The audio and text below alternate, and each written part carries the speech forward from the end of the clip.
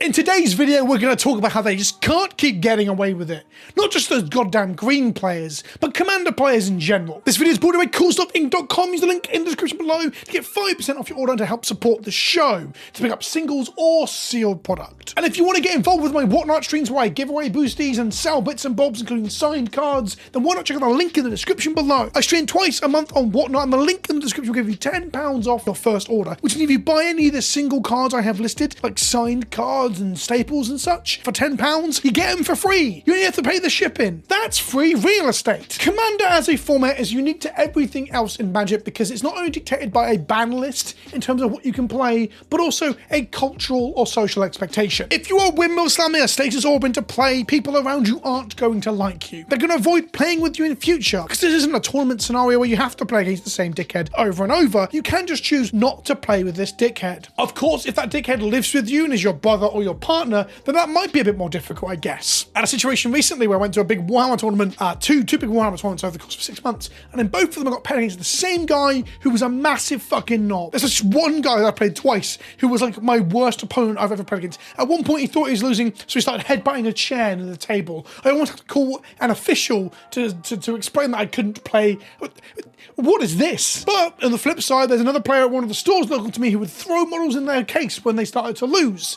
And I've just decided not to play against that person in general at casual games. If they put in the Facebook group they want to play, I just don't respond. Fuck no, I'm out. My point is, there is a social element to your more casual games compared to a tournament scenario, and EDH has that. So for example, Stasis, or Winter Orb, or Armageddon. This is the big one I'm thinking about today, is Armageddon and other like mass land removal. There's a talking point that's kind of coming up and waxes and wanes within the discourse of Reddit and social medias and such, is that we are so quick to dismiss mass land destruction or even targeted land destruction. We are saying that it's a social faux pas to remove an individual land in someone else's play space. However, it's okay for every player at the table to ramp, to cast spells that put more lands into play than they should have on each of their turns, and thus there is no way or no strong counterplay to the ramping strategy. When you combine the three Urza lands, Power Plant, Mine, and Tower, in Modern you get 7 mana instead of 3. This is called Tron, as a reference to Urzatron, or the Voltron strategy of assembling smaller parts to make a bigger thing. Anyway, Urzatron, or Tron, is a strategy where you assemble these lands, make this mana, and play big spells in Modern. And one of the ways that people often counteract big spells in Modern is to blow up those lands. When I started playing Modern as a wee lad, when I was only knee-high to a grasshopper and I had to walk to school uphill both ways, 4 mana, remove target non-basic land from the game, such as controller's graveyard, hand, and library for all cards with the same name as that land, and remove them from the game. That player shuffles his or her library. In short, it was a combination of 2 spells. It was a Stone Rain effect combined with a Surgical Extraction effect that would remove one of the Urza lands, and it means that their opponent could never make Tron again. Today I learned that Sowing Salts was not just in Kamigawa block, it's actually a reprint from Urza's Destiny. I had no idea it was in Urza's block. Since the time that I started playing Modern, Sowing Salts has fell to the wayside and sees absolutely zero play. I remember the card being like $5 as a sideboard card for like blue, white, red control and such.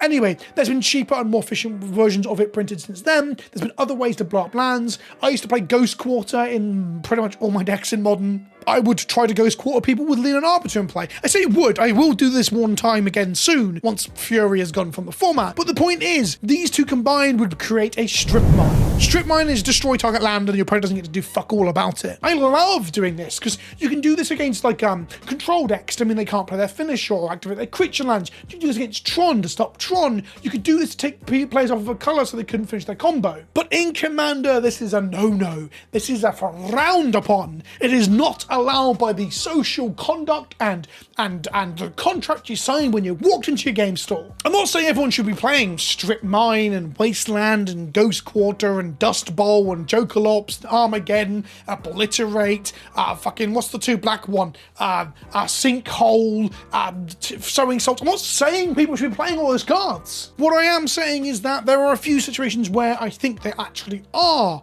meant to be played. And I also think that perhaps we should ease back and start to undo this conversation around how you shouldn't play with certain things or hurt other people's chance at casting their spells. Just to clarify one more time before we carry on, I'm not saying that everyone should be playing Armageddon. I'm just thinking that some people probably should, in some play groups. So the talking point that's been coming up is that players get to ramp. right? Green players in particular get to put lands into play all the time. Primeval Titan was banned because it was too good, but there's loads of other examples of cards that put multiple lands into play, and eventually there'll be a green player at the table who is 4 or 5 lands ahead of other players. And I think that should be able to be punished. Now, besides just countering the big spells they're playing or killing the big creatures that they're playing, which all of them will create value before you can actually stop them anyway, how do you interact with that?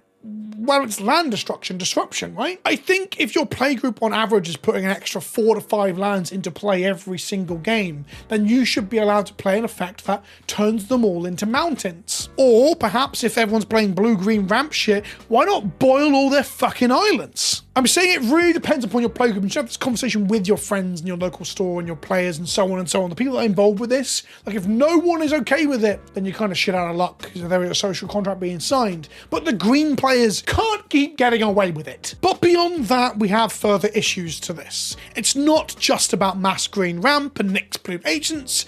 We need to talk about artifact mana. Now, it's very rare that we get a cheap artifact mana ramping card. Both Sol Ring and Crypt are ancient boogeymen of a bygone age that have only become more popular outside of Vintage now because we're playing them in Commander. Remember, for the longest time, Sol Ring saw no play anywhere barring Vintage, because it's just a card that's not playable anywhere. It's so crazy to me that Commander kind of transformed the visual perspective of Crypt and Vault and Ring. Arcane Signet is probably the last 2-mana mana rock we got. Like, talismans and signets and things all exist, I understand. I'm not saying they don't. I'm saying this was the last one we saw get printed, the 2-mana mana rock. And what these rocks are is they are ramp as well. They're non-green ramp a lot of the time. Sometimes these rocks are excluded from cube environments, which is a custom limited environment, because it takes away from the actual identity of green. If you can ramp in any color, then what does green really do?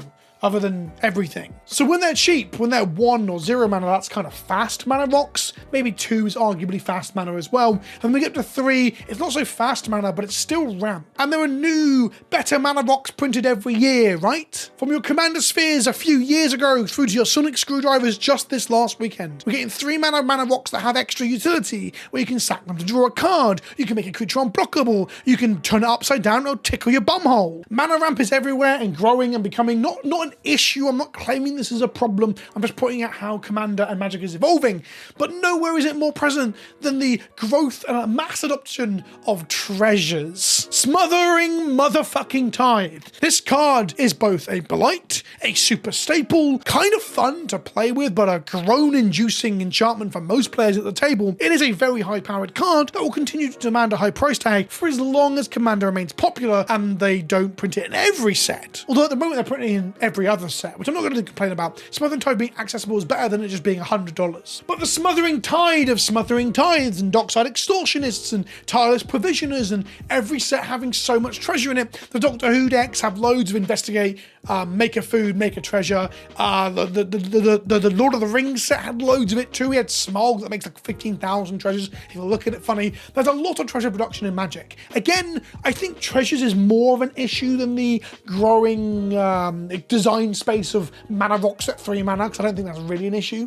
I think every other card and its mum just shitting 2 treasures onto your lap, if you were to just ask it nicely, I think is more of an issue. But again, we're not allowed to blow up everyone's lands. Hell, it's frowned upon to strip mine someone or to sinkhole someone's like fucking singular blue source to take them off blue to disrupt them, yet it's okay for people to make 15 treasures and do whatever the fuck they want. And I guess that's where we come to the real crux of that philosophical conversation, is are we looking to allow Commander to just be where everyone gets to do whatever the fuck they want, or is it the format where we allow people to interact with that whatever the fuck you want and stop it sometimes? The problem is the whatever the fuck you want situation isn't always perfect. A lot of the time in recent games that I've played with players that I respect and think are very good at the game, they will snowball ahead. And the multiplayer aspect of Commander does help to balance that, because 3 players can band together to smack them back down. But sometimes you don't. Sometimes someone makes a load of treasures and some fast mana or some ramp and then draws a few cards off of a card advantage engine. Before you know it, they're just so far ahead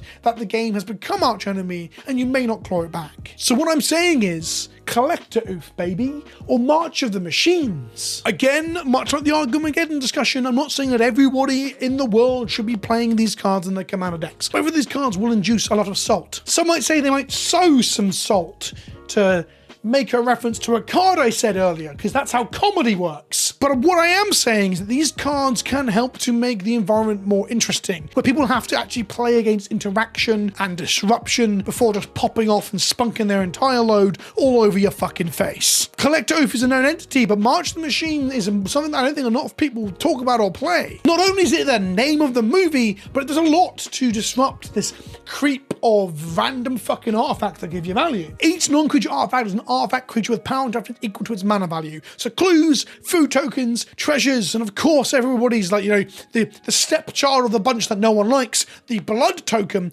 all of these die to March of the Machines. You can keep yours alive if you have a Master of Ethereum or a Tempered Steel or a Bernard or whatever to give your artifact creatures a buff, or any sort of Crusade style effect to give your creatures a buff, so you get to keep yours and they don't. And there's ways to blow up everyone's lands with this as well that I often talk about, but mainly I do like it as treasure disruption. It is 4 mana, but it can be used in other ways to do other cool things with your artifacts too. When we really get down to it, the whole purpose of this video was just to discuss this insane notion that like lands are sacrosanct, that they are holy and we can't possibly blow them up or nuke the board in that way. Meanwhile, you can ramp as much as you want. You can literally drop trow and take a steaming fucking dump of blue-green lands matters value onto the board, but the white player at the table can't Armageddon? I think there's just an element of hypocrisy in that. But to further add to the summation of this video, it's not just lands anymore that's the problem. It's that treasures, and to a lesser extent food and clues, are fucking everywhere. I literally cannot scratch my ass without a jewels falling out of it and me being like, whoops, I found some mana. It sure would be a fucking shame if someone cast Stony Silence, wouldn't it? I think Stony Silence is also pretty fun in Commander. I say fun. Okay, it's fun to see the reaction of people's faces. As I always say, it comes down to reading the room. If your playgroup can cope with this kind of disruption, then talk about introducing it. You are pushing towards the higher power level into CDH with some of this shit, but I don't know, I think some of you might enjoy it. Let me know what you think in the comment section below. Is disruption frowned upon too much while fucking unchecked ramp is absolutely okay? Should we really keep just spit shining the arsehole of blue-green players whilst everyone else is like, please sir, can I have some treasures? I've been Vince, also known as PleasantKenobi on the internet. Let me know what you think in the comment section below, and I'll see you in the next one. Ta-ta for now.